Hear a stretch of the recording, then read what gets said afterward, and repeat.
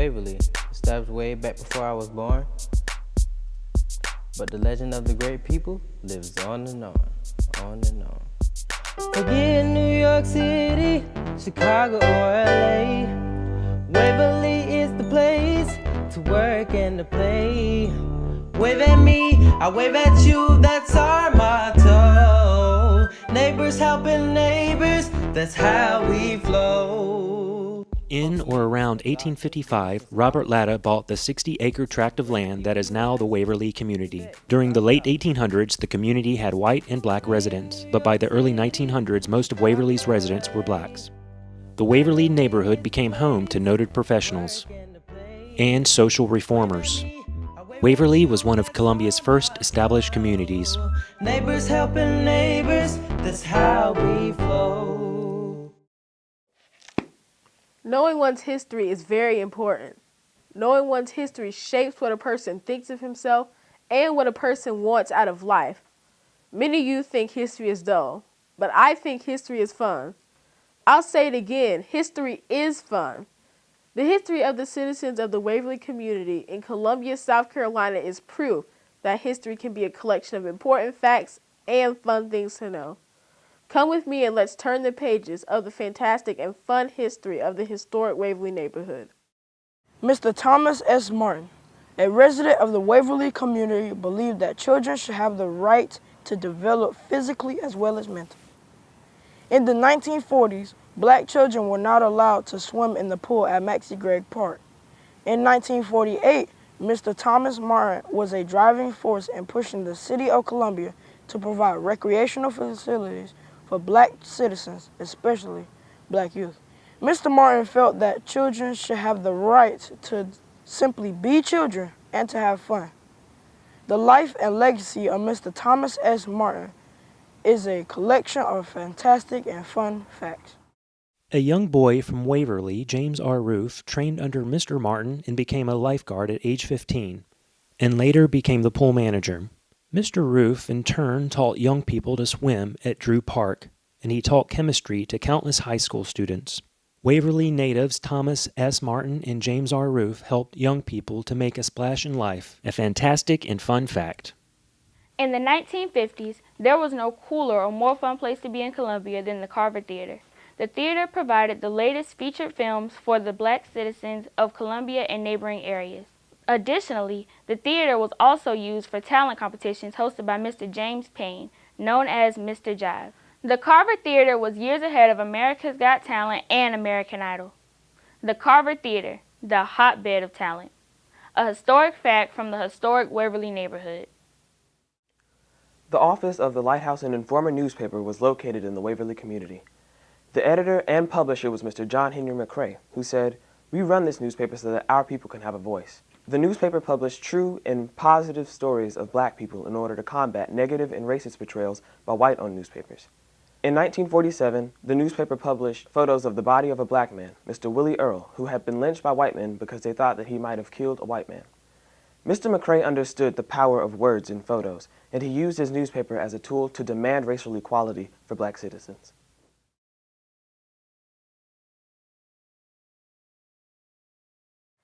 History has never given females the credit they deserved, but historians could not and cannot deny the great historical accomplishments of Mary Majeska Monteith Simpkins. This Waverly native positively impacted the lives of countless students at Columbia's Booker T. Washington School as a teacher. As a director at South Carolina's Tuberculosis Association, she used her educational programs about deadly diseases to help save lives, especially those of the poor and uneducated. In the late 1940s, Miss Simpkins helped to file the famous Briggs v. Elliott lawsuit. The lawsuit was successful, and the win provided buses for black students, good books and school supplies, and comfortable classrooms, educational tools that white students in America had always enjoyed. This brave and tough Waverly native became the first female to hold a statewide position with the NAACP, the National Association for the Advancement of Colored People. Miss Simpkins accomplished many historical firsts because she was always willing to put herself last. Columbia Branch NAACP President Mr. Frank B. Washington was determined to change the voting laws of the city of Columbia South Carolina, because he felt that the laws made it impossible for blacks to get elected to city council. So Mr. Washington sued the city of Columbia in 1981 to give blacks a chance to get elected to city council. Many people, black and white, were angry at him for suing the city. But Mr. Washington did not back down. Mr. Washington's lawsuit failed, but his demands for justice led to change the city election laws. In 1983, Luther J. Batiste III and E.W. Cromartie II became the first African Americans elected to Columbia City Council since the 19th century. In 2010, Mr. Stephen K. Benjamin became the City of Columbia's first African American mayor. Even after the Emancipation Proclamation, freed slaves, to a large degree, were still slaves because they did not own property. In the late 1800s, black citizens in the Waverly community began acquiring businesses ranging from barber shops to grocery stores. In 1939, Mr. J.C. Artemis Sr. organized Columbia's black carpenters into a labor union in order to get them higher pay. The organizing of the black carpenters helped Waverly businessmen and businesswomen to understand the power that the community had when businesses supported each other. A man who owned his own land or his own house was his own master. He was indeed free.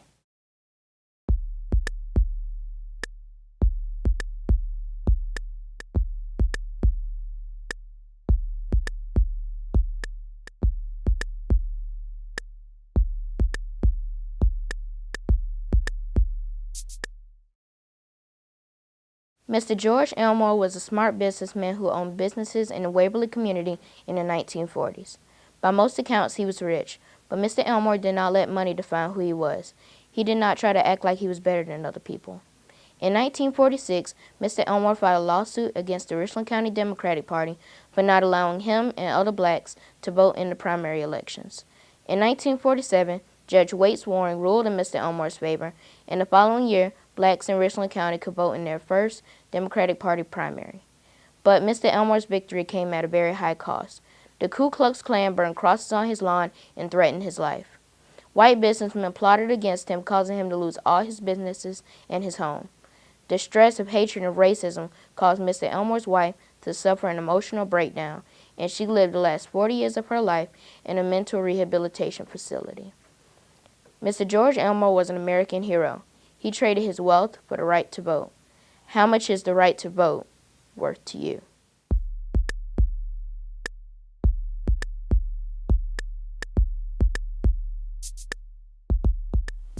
I'm Eugene Washington, and it has been my absolute pleasure to have spent time and to work with this group of outstanding, magnificent, and stupendous students as they help shape and mold this documentary project.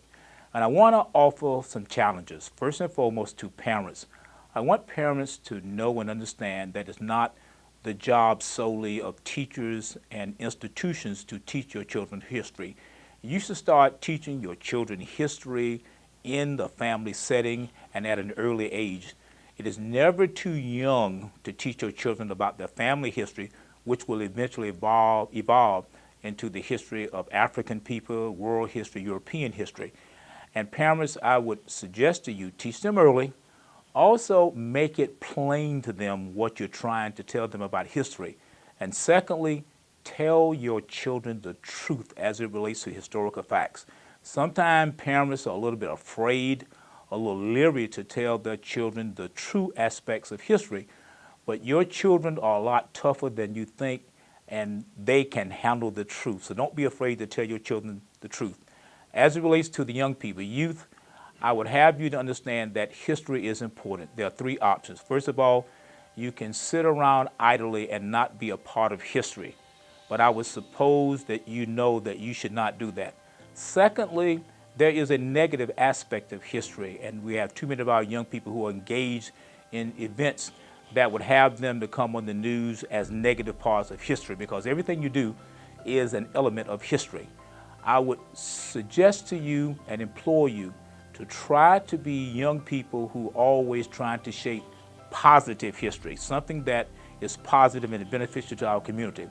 And you may say to yourself, I can't be a Dr. Martin Luther King Jr., I can't be a Cesar Chavez, or I can't be or Mahatma Gandhi, and I would say to you, maybe that is true, but just do the best you can in your community to serve your community.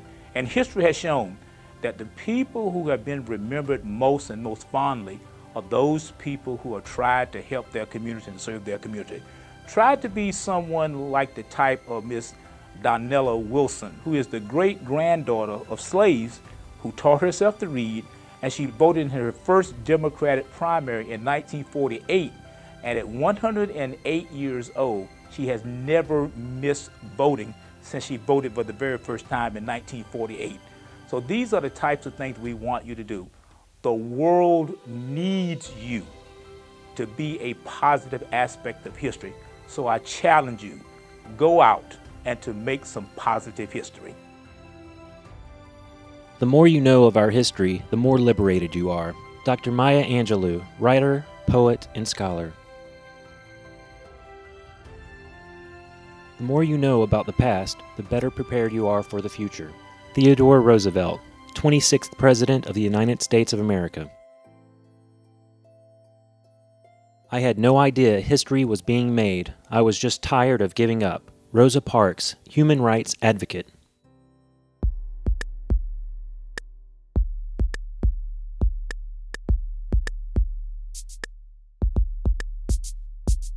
Waverly, established way back before I was born. But the legend of the great people lives on and on and on. Forget New York City, Chicago or LA. Waverly is the place to work and to play. Wave at me, I wave at you, that's our motto. Neighbors helping neighbors, that's how we flow. Home to many, a doctor, dentist, and scholar. And great people, you ask? You bet your bottom dollar. Forget New York City, Chicago or LA. Waverly is the place to work and to play. Wave at me, I wave at you, that's our motto. Neighbors helping neighbors, that's how we flow.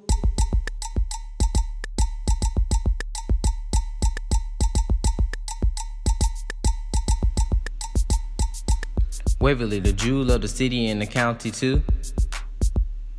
Come join us, we're holding a spot, waiting just for you. Forget New York City, Chicago or LA.